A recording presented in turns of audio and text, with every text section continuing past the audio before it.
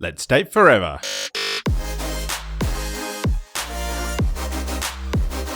Here's your weekly dose of relationship fuel with Sammi and Nath. Hello and welcome to Date Forever. In this week's episode, we're chatting about the challenge of balancing business and relationships, how lessons from business can fuel your relationship, the 5 tips for creating a passionate partnership, starting a new relationship after divorce, and the power of practicing presence. But before we dive into that, Sammi, what's been fueling you up this week? A few things.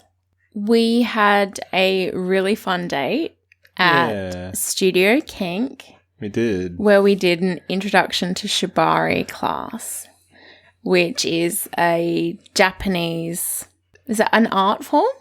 Almost, yeah. Of tying knots. Bit of rope play. On people.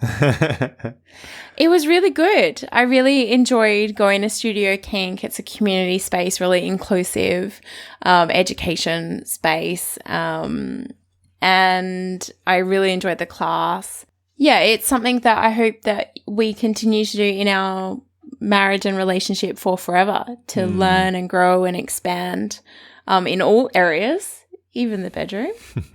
So that really fueled me up. But the other thing is that I've spent a couple of days with different mentors in the last week, which has been really great.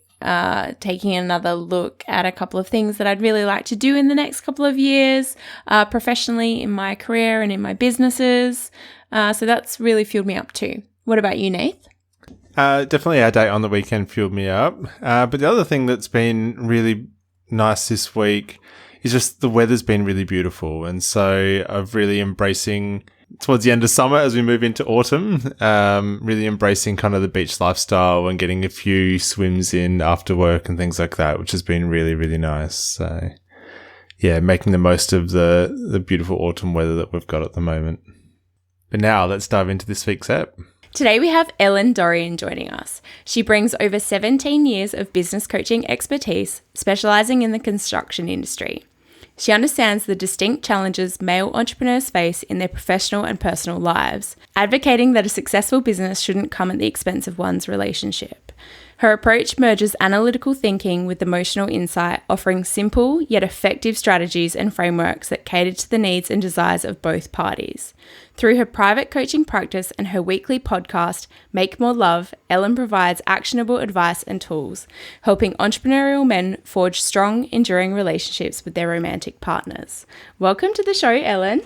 Well, thank you so much, Sammi and Nath. I'm really happy to be here. We love hanging out with podcasters. Yeah, we do. Yeah. And also relationship nerds. So welcome. Can you tell us, how did you get interested in relationships? I've been a relationship nerd for a long time now, So when I was a teenager, I used to watch Dr. Ruth. I don't know if you... I don't know Dr. Ruth. Dr. Ruth Westheimer, she was this German woman who would give very explicit sex advice on TV, and it was very controversial at the time before all this. So it was on network TV, and it was really interesting. So I've been in my own relationships. I've actually been married twice, and I'll be happy to tell you a little bit more about that. And my parents had like one of those fairy tale relationships, and I grew up in Armenian American community and growing up in an Armenian American community, they're very family and relationship oriented. Everything is about family. Everything is about relationship. Everybody's been married for 152 years. It's just the way. You said married twice. Are you currently married? I am. I'm currently married to my husband, Steve. Steve is my amazing man. Yeah. And I'll tell you a little bit about how all those things come together. I think that might be helpful. We would love to hear that story. Yeah. So like I said, I grew up in this Armenian American community. My parents got married during the American Camelot era, during JFK's presidency. And so everything was wonderful. I knew very few people who were divorced. And so when I got married to my ex-husband, it never even crossed my mind I would get divorced. So I had no intention, but his mental health and his substance abuse issues made it impossible to stay married. And so here I was in a community of people where no one was divorced, and I was getting divorced. And it was really a tough tough time and I felt very isolated. And I tell you that for two reasons. One is my ex-husband's mental state is the reason that one of my big pillars in relationships is physical, mental, and emotional health.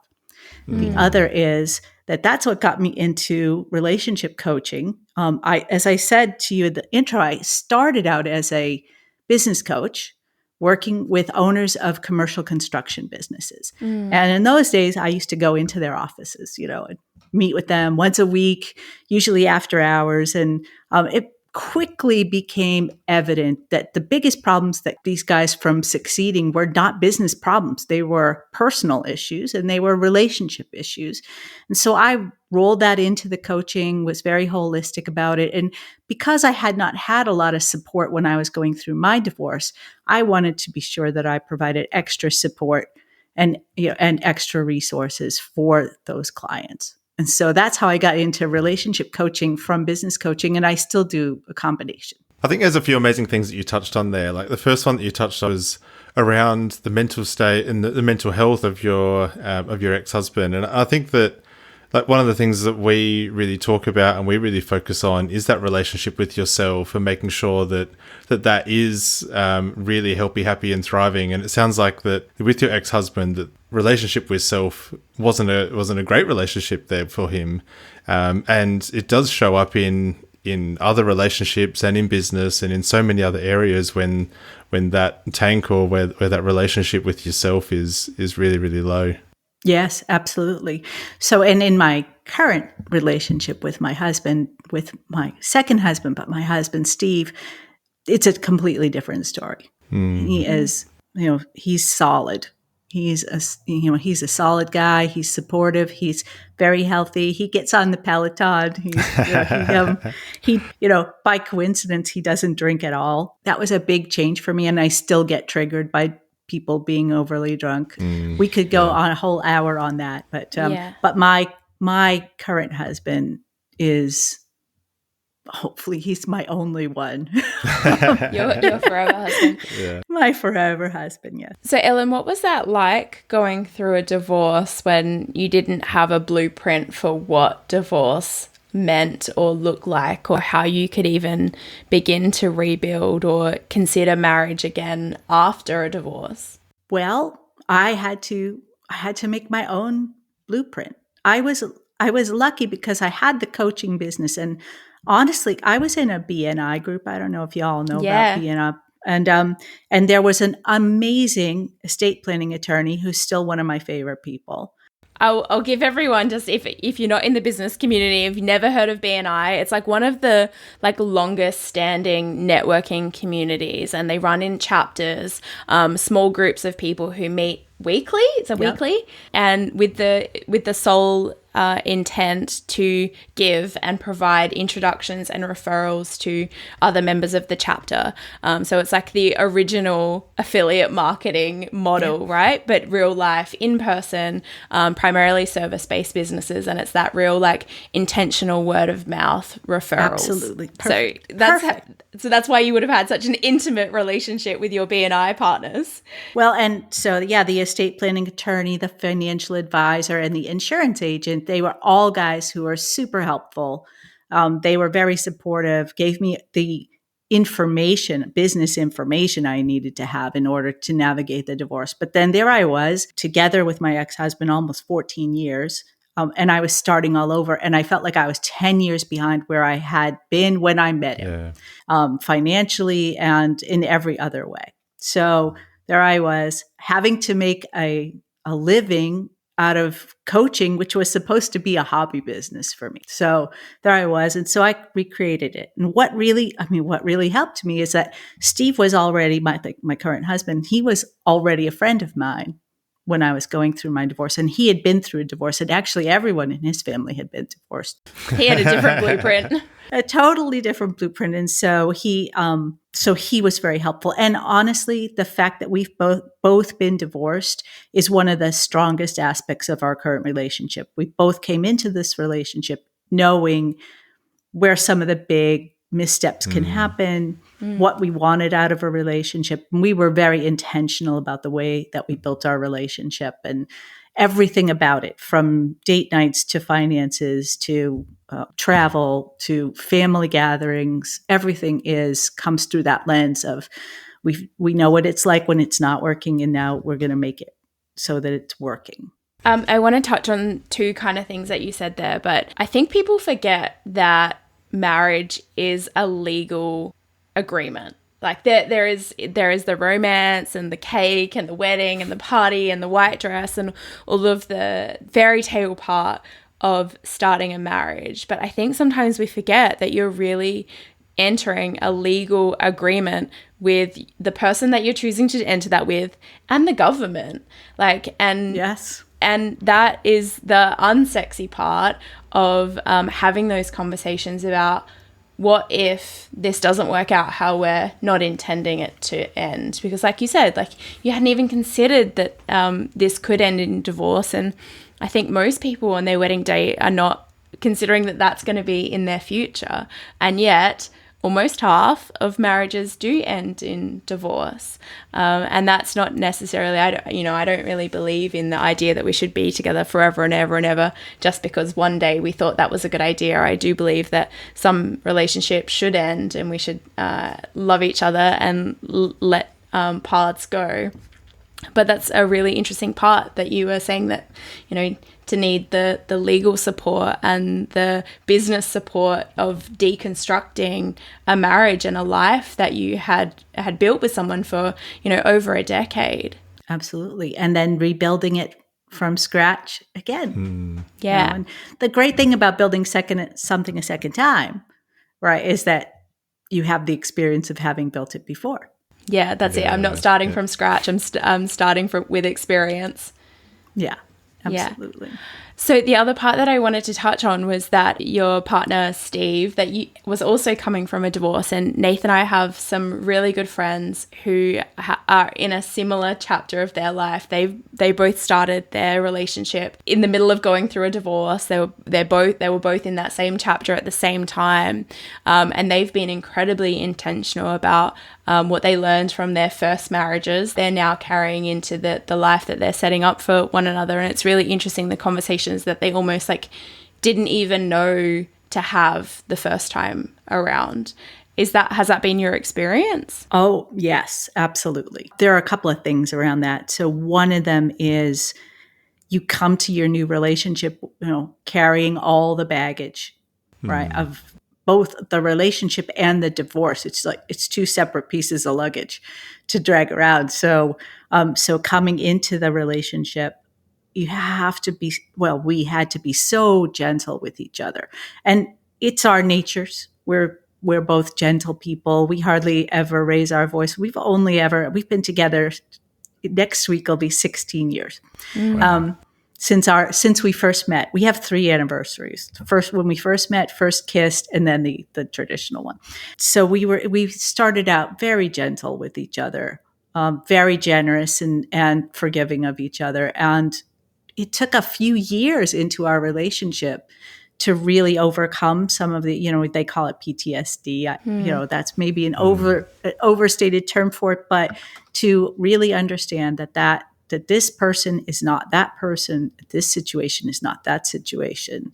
And moving forward from that, what do we do to resolve various issues? It's been a learning curve for us, but also just a source of real strength. And our friends in our community, they call us the power couple. We're the people come to when they have relationship problems. So that's another reason I do this, actually. Yeah, and that's one of the beautiful things about having a podcast about relationships, is that you can help more than your friends, right? You have the ability to have conversations like this and put it on the internet, and anyone who wants to access it basically for free can do so. So I commend you for sharing those resources on your own show and being so abundant and coming and sharing on our show as well. So Ellen, I would love to know, you were running your coaching business, you were working with male entrepreneurs in that construction industry and observing that pattern of there's some personal problems here that are impacting the professional business. Can you talk to us a little bit about the pattern? What was it that you were seeing and experiencing? What I noticed is that it's a very stereotypical story, right?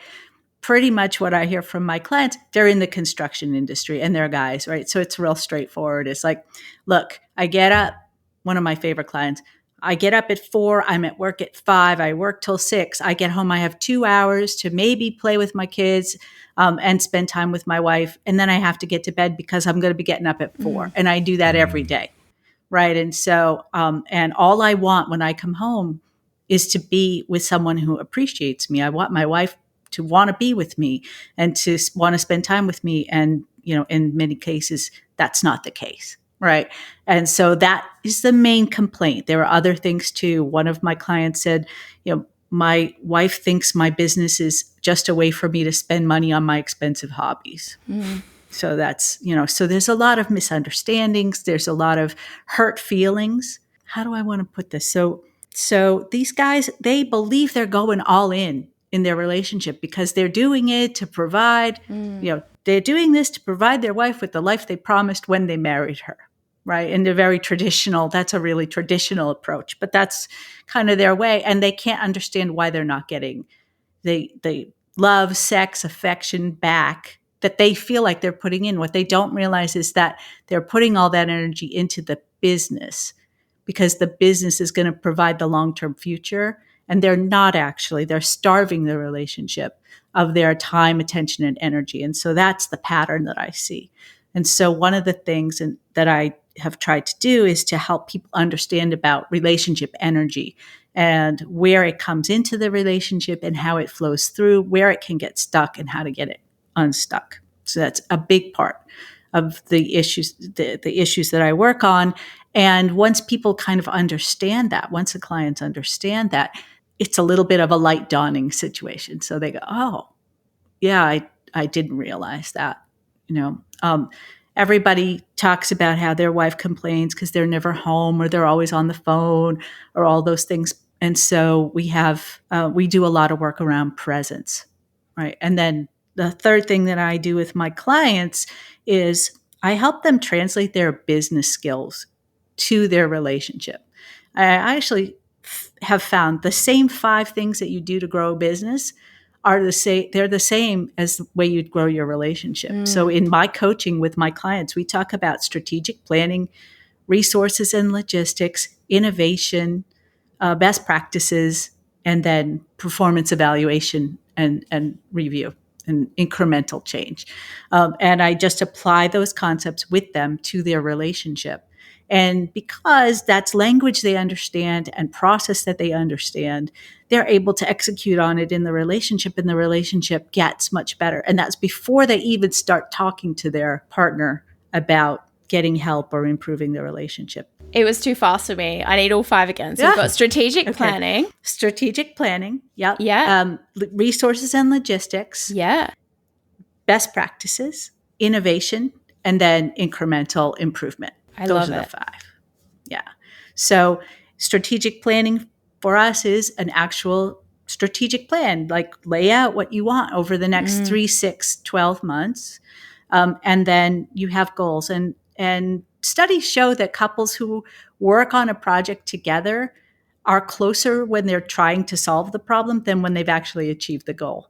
So we try to always keep a goal, a stretch goal, and that helps to keep the relationship bonded. I could imagine with strategic planning as well, like a lot of these people in their professional lives would have goals and targets and things like that they need to meet, and so I mean that's going to be the focus area for them. If that's the area of their life where they have these targets and these goals and things like that, then they're strategically working towards those. It's not kind of surprising that when they get home and there's no goal or there's no target or there's nothing to work on or there's not really anything driving them towards something, that will essentially drop balls in that area. Yeah, absolutely. And if they start to feel like they're not succeeding in their relationship, if it's frosty at home, then even more so. Yeah, that was definitely my experience, and that's what led me to a lot of burnout in my last year of my 20s. So I was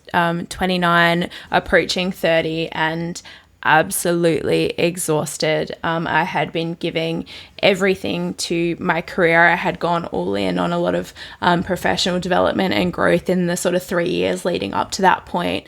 And on my reflection, like I had really only set goals in that one area of my life. Like Nathan and I had a few goals, but I didn't have a lot of personal goals. I didn't have a lot of goals for my like home or my friendships or my other relationships or the impact that I wanted to have in the world or even for my future. So yeah, and when we only have like a narrow tunnel vision for one area of our life, it's not surprising that we kind of forget about adding fuel to the rest. Yeah, absolutely. So we had strategic planning, and then was it resources and logistics? Resources and logistics, which in my system is a weekly planning session. So, and I do this for two reasons. One is because you really do need to coordinate. Who's going to take the kids to soccer on Thursday? Who's going to take the car in on Wednesday? Who has a dentist appointment? Right? All those things. So that's one thing to cover in the meeting. And the other is, let's say I have a podcast that I'm going to do at 5:30 in the morning on Thursday. Right? Thanks, Ellen. Wednesday night. Yes, thank you. Wednesday night is not a good night to plan for us to do anything together because I'm going to be prepping. And so if you know that, so if Steve knows that in advance, he's not going to plan anything, and he's going to either make dinner or at least take care of his own self so that I don't have to worry about him. Right. So that's the second part of that. It allows consideration to happen. And if the relationship is really strained, it's a lot easier to start here in resources and logistics and just agreeing to let's just meet once a week so that we can make sure we're on the same page than it is to say, I really want more sex, or, we're not close anymore, or I'm bored out of my mind, or I'm really angry with you. It's a lot easier to say, let's just figure out what we're doing. Right. Right. And that leads to number 3, which is best practices. Right. And in best practices, that's about spending dedicated time. So one of the things about being a business owner is there's not a lot of time. Right. So what I teach is it's a daily stand up, except you're not standing up, hopefully. And it can be 10 minutes, but it's 10 minutes of true uninterrupted time focused on something that's important to you as a person and your relationship. And so if we don't have that weekly planning session, then those 10 minutes are all going to be logistics. And that gets you nowhere in terms of relationship growth, deepening of intimacy, and doesn't lead to any kind of a better sex life. Yeah, Nathan and I don't have children, but we are by far in the minority of our friendship group of our age.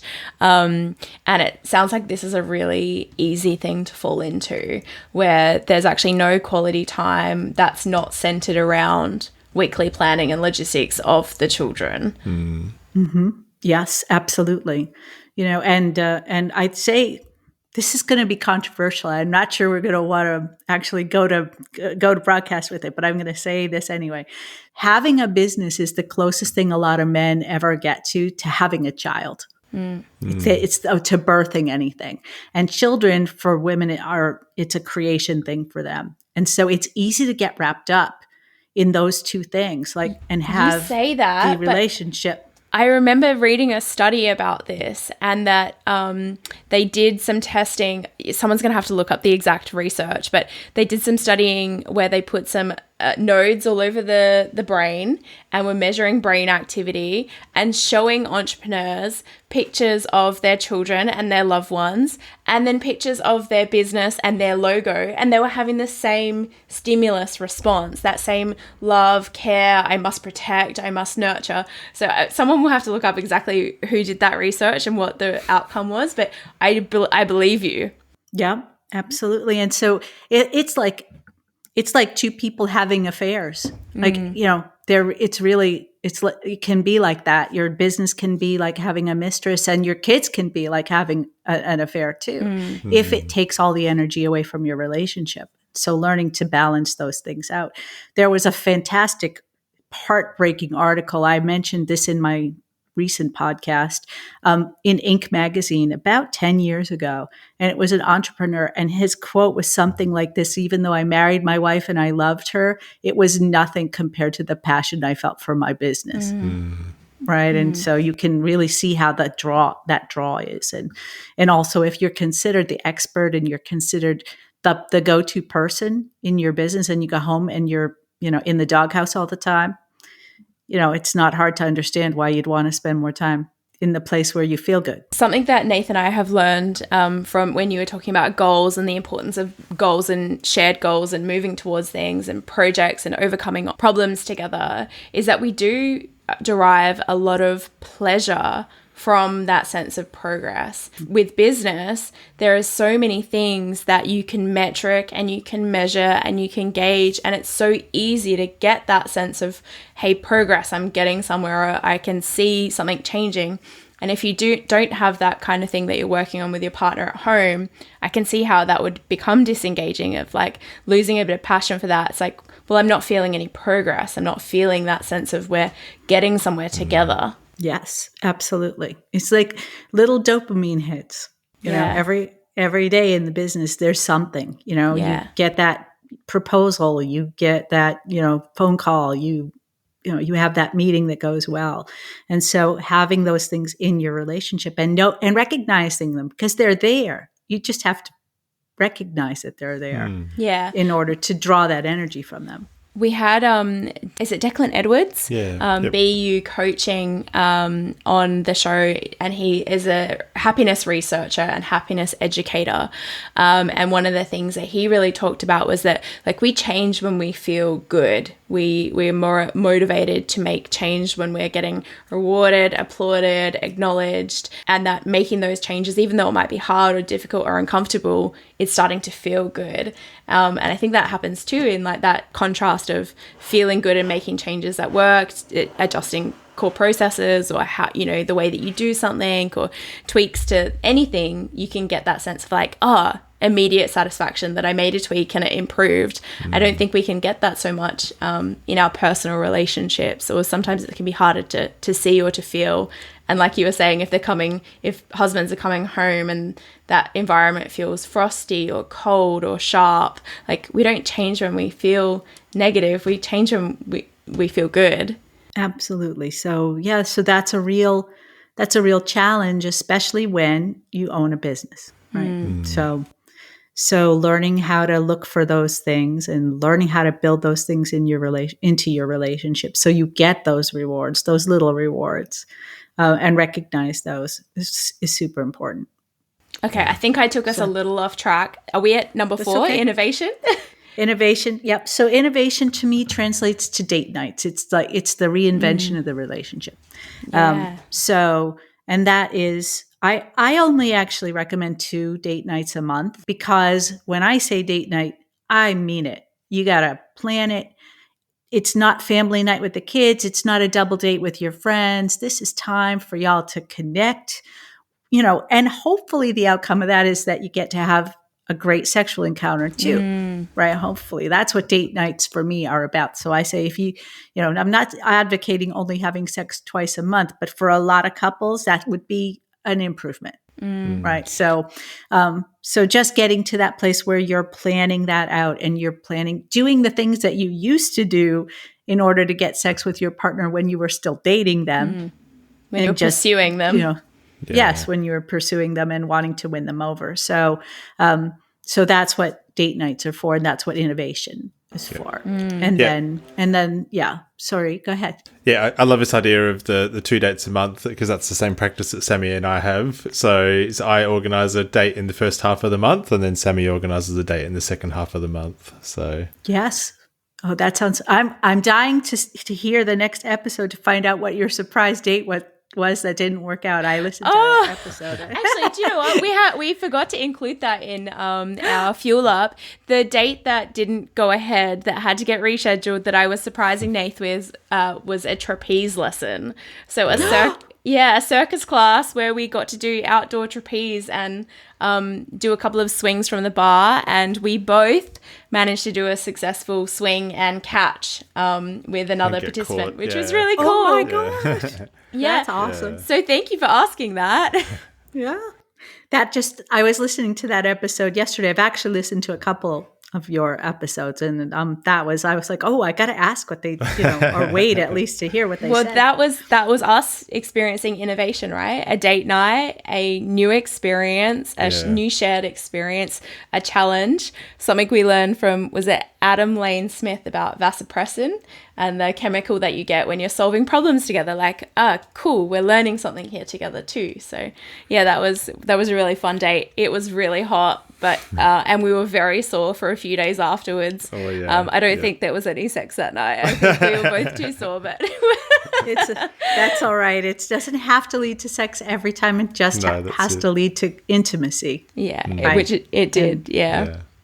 All right. Are we at number 5? We're at number 5, which is just incremental improvement. And that is essentially, the idea is things aren't always going to go as well as you hope. There's going to be disappointments, like your date plan, right? That didn't work out. So, and not to get so focused on, well, I tried that and it didn't work, that you never try anything again. And that can easily happen in relationships, especially as the tensions mount. That it's like, been there, done that. I've tried everything. We want to eliminate that way of thinking, and don't be afraid to try new things, but also try the same things again, because contexts change, people change. Something that didn't work even 6 months ago might work today. So that process of continual improvement, continual openness is very important. It can be really easy to get like that level of like woundedness or feel that sense of feeling rejected. If you've like come to your partner or your person or anyone, even if it's in the workplace, and you've had an idea that then gets shut down, like that can like wound you. And if you don't, check yourself about, okay, well, maybe it was time or place or resources or capacity or any of those things. It can be easy to withdraw further and further and further away. And I think that's where we risk that disengagement, where you're like no longer even interested in participating in the relationship or in the workplace or whatever the situation might be. But I think that's almost more dangerous than the like continual evolution, right? Yeah, absolutely. So those are the 5 things. And like, if you use those 5 things to grow your business, you'll be successful in your business. If you use those 5 things to grow your relationship, you're going to be successful in your relationship. You can't, it might not be the whole answer to everything, but you can't help but improve it. So how do you think we're doing with those 5, Nath? I think we're doing pretty good on all of them. So I think strategic planning, we have our annual game plan, our annual session to set some big strategic visions, I guess, for our year. But we've also got a vision board as well, kind of for our even longer term life. I think we're doing all right with our resource and logistics chats as well. We normally have a weekly catch up on a Sunday out at a cafe or something to chat through what's up for the week ahead, and what support do we need or would we like from our partner for the next week. Maybe the best practices or quality time, but like maybe we're not quite we don't quite have the dedicated rhythm there. But I think the innovation and the incremental improvement, I think we've integrated that pretty well. So that's awesome. I think one of our best practices, like that touches on the quality time, is like our gratitude practice. I feel like that's something that we do like 98% of the time. Yeah, we do. It'd be pretty rare that we don't do that. So, and that, I feel like that's like a good 5-10 minute activity that we do. And that I always feel really connected to you when we do that. Yeah. Excellent. Well, I have one tip for that, because that one can be challenging if it's an everyday thing. So I actually have, it's a spreadsheet that I developed, and it's about your partner's favorites. And so I have listed everything I could think of that your partner might have a favorite of, from junk food to flowers to musicians to everything. And so if you can look at that spreadsheet and you don't know all the answers, then you know what to talk about tomorrow in 10 minutes that you have together. So I have that. I have one for clothing sizes. I have one for cards. Make sure, like one of the big things I say is, don't be that guy standing in the aisle of CVS on Valentine's Day at 5 p.m. looking for a card to bring home so you won't be the dog. Don't be that guy. plan in advance. I make a list of all the cards you might need. So I have this thing and I've been working on it. I'm hoping someday to make that into an app. But, but I'm happy to share that if anybody would like to see the rough. It's a very rough draft. Yeah, we like prolific over perfect. Yes. We just, get it done, whatever works. I love that. I think that's the John and Julie Gottman, I think, call that like love mapping, like, and continuously evolving the map that you have of your person and your relationship and filling in the gaps. Like, we were catching up with Nath's family this last week. We were traveling and Nath was spending some time, well, I was there, but we were spending some time with his grandparents, and I was watching Nath interact with his grandmother and telling some stories about when he was a little kid that I'd never heard before. And we have been together since 2007. Yeah. And I love that there are still things. You've been together as long as I've been together with my husband, almost. 2008 is when we met. Yeah, wow. Yeah, that's beautiful. Yeah. But yeah, it just was a really nice moment of reflection for me. It's like, there's still things I don't know about him and his life experience before me, after me. Like, it would hopefully not after me, after my arrival. That's it, Yeah, it was really nice. So, but I love that idea of having like, an evolving like journal of like their favorite things. I feel like I know a lot, but there's probably some gaps. Yeah, and I think that journal as well could be a really good, like you said, just prompting some questions every now and then, but even just checking in on some of those things that you love, because like with that incremental improvement piece, I know that if you have the same chocolate every single day, even though it was your favorite, you might get a bit tired of that after a certain period of time. And so it is worthwhile, like, checking in with your partner and being like, oh, I know you always used to love this thing. Do you still... Is that still your favorite? Yeah, is that still your favorite? Or is there something else that you've, like... Maybe you found a different type of chocolate that's now like trumped your old favorite, or something. Or you else, might be like my brother, who changes the football team that they follow like every year. New favorite. Yeah. Well, we have a combination in our family. So Steve loves Cadbury mini eggs, which are seasonal. So every year I make sure to get him a bag, and it's just for him. So if I want any, I have to buy 2 bags, one for him and one for everyone else to share. So he loves those, but I change. Like, I'm always finding a new favorite of everything. You like more variety in life. That's really beautiful, isn't it? Those like really small, thoughtful, intentional things. Like you were saying with the Valentine's Day card. Hopefully you know that even if it's not Valentine's Day, if it's your anniversary or a birthday or some other holiday that you acknowledge, maybe you've got a random one that you celebrate as part of your ritual within your relationship. You probably know that you're going to do that literally more than a year in advance, and having that purposeful, thoughtful, intentional, proactive energy around, I'm going to take care of my relationship, and I know that this is something that I'm going to do, so why not do it proactively rather than reactively? Because you're going to deploy the energy anyway, so why not get the juice from the squeeze and get something they might really like, rather than what's left at the service station or the gas station on the day of.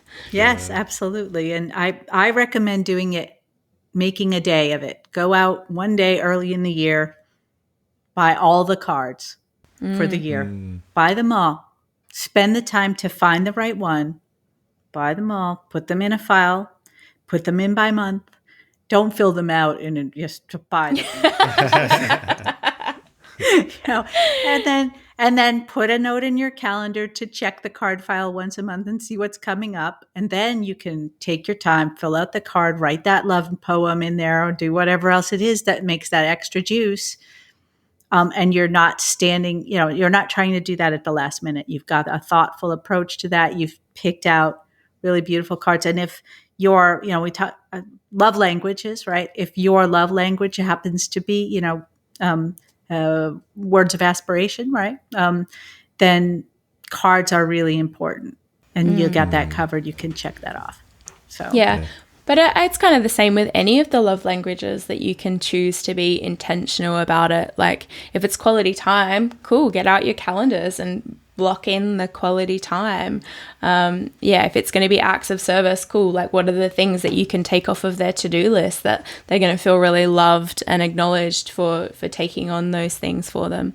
That intentionality and proactivity around it. I really like this framework, but I am also a bit of a business nerd as well. So it's not surprising that it resonates for me. But I agree, Nath. I think we're doing pretty good. I think we have the benefit of proactively sitting on the Date Forever podcast, chatting with couples and experts about their relationships. So it's always top of mind. Yes. Ellen, is there anything else that you would like to share that maybe a habit or practice that you recommend to those male clients who are in that entrepreneurial sort of mindset? Is there any like day-to-day habit or practice that you recommend for them to add more fuel to their relationships? I think the most important thing to keep in mind, there are three things that I talk about in my program and in my model that are common purpose, right? Intentional presence and unlimited passion, or self-renewing passion. So those are the three areas. Like, those are your three levers to check and see how you're doing. And if those things are good in your relationship, then your relationship's going to be healthier. And if one of those drops off, it's going to be an area for you to look at. So just watching those three things. But if there's one thing that's going to contribute positively to your relationship as a business owner, and that is really working on presence. And I know everyone talks about that, right? But just spending a few minutes, first of all, being good to yourself, having a routine for yourself that allows you to be present, and having some rituals and having some disciplines around relationship and around presence is really important. I often tell this story about my dad, and this is an example of presence. So back in those days, people went to work at 9 and came home at 5, right? So my dad would come home every night at 5:15 p.m. His car would drive into the driveway, and he'd sit in that car. He'd turn it off and he'd sit in it 5 or 10 minutes even. And we were dying to get to Dad. We wanted to. And our mom just said, "Don't, when he gets out of the car, he's yours. Until then, can't go and knock on the door. Just leave him be." And it was him centering himself, making that separation between his work life and his family life. And I'll tell you, as soon as that foot hit the ground, opened the door, he was 100% present, which is another thing. I mean, another thing that's important. And the very first thing that he always did was go and find my mom, give her a hug and a kiss. We'd be climbing all over him and everything. And it wasn't like he'd ignore us, but that would be his goal when he got home, was to find my mom and get a hug and a kiss. Yeah, those greetings, so important. So that's an example of a presence practice, right? People don't always sit in their cars. They don't go in a car to work and everything now, but find a place to be where you center yourself and separate in between, right? And that's what I would say is a great practice for every day. Find that place to separate and keep them separate. I love that your mum was so tuned in to acknowledge the sacred nature of that third space between work and home. Yeah. For Nath, that's on the corner of the couch with a coffee and a treat when he gets home. It's not at 5:15. No. And it hasn't got the regularity of same day, same time, same place, but it's definitely the same place and activity. Yes. Well, and that's another important thing, is to have your rituals. Have your rituals as a couple. For Steve and me, that would be the crossword puzzle. So we do the crossword puzzle together, and we do the Sunday news quiz together. I mean, it's a ritual. So, we don't miss. If we do miss, we catch up. Right? It's our daily thing. So, and people have those. So I would say, your practices and your rituals, and paying attention to those. What are the things that you miss if you don't do them? What are the things that bring you closer together? And just focus on those. And it doesn't have to take a lot of time. That's the important thing about all this. We don't have time. What we need to have is presence because we don't have time. Ellen, is there something that you're doing in your own relationship with yourself to keep that really topped up and healthy? There's a few things that I do. One is I have my hobby, my passion is mosaic art. I'd always wanted to do it. Since I visited Barcelona, I went to see the Parc Güell, which is a huge mosaic park. I always wanted to do it. And so I decided to take lessons. It was 13 years ago now. Facebook reminded me that it was 13 years ago. And so I do that. And it's the one thing I do. It's one of only a couple of things I do where everything else falls away. I'm completely focused on it. I don't think about other things. I don't eat. I don't drink. I don't do anything while I'm working on that. And so that's a really good, important thing for me to have for myself. Real deep flow activity. Yeah. Yes. And I also designate Tuesday nights are my night. You know, that song is like, you don't have to go home, but you can't stay here. That's the rule. That's the rule for Tuesday nights. I don't care what you do, but I'm not doing it with you. I'm doing my own thing that night. That's usually not an issue. Steve has board game friends he goes and plays games with and other things to do, and he enjoys those things. And that's an important thing that I didn't mention that we should, and that is that Steve and I are not joined at the hip. We do not spend every minute together. We have different careers. We have different lives. I used to be in high tech. He's in high tech. So I understand it, but we don't do it. We're not joined at the hip. So that means that when we are together, we're really together. We're not just coexisting. Right, we are actually being together. Yeah, cultivating that beautiful interdependence. Yes, and making everything. And we talk about dating. Everything we do together is a date. Like if we're, when we first got together, started living together, we had to go to the laundromat. So we had a date, not a laundromat date. We'd go do the laundry together. No matter what it is, if we're watching TV, if we're going out, if we're staying in, if we're cleaning the basement, it's a date. It's a date, it's a date, it's a date. So we look at everything as a date, and it's an opportunity to grow together. Yeah, I love that. Ellen, thank you so much for joining us and sharing a little bit about your experience and what you've observed working with couples and sharing that 5-point framework. That was really helpful. But to say thank you, we've provided a student in Indonesia with a week of classroom education. This project is looked after by Friends of National Parks Foundation and is made possible via our partnership with Buy One, Give One. So thank you so much for being here and making that possible and having that ripple effect.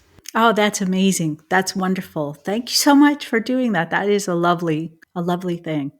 No worries. So Ellen, if people want to connect with you or learn a little bit more about what you do, how can they do that? You can visit my website, which is the passionatepartnersproject.com. You can check out my podcast, Make More Love. And the website for that is makemorelove.show. Talk about a lot of things like this. So if anybody out there would like to spend a few minutes on their own relationship, just getting some ideas, just a little brainstorming session, I offer a free relationship reset call, and people are welcome to set up a time. Like I said, it's free.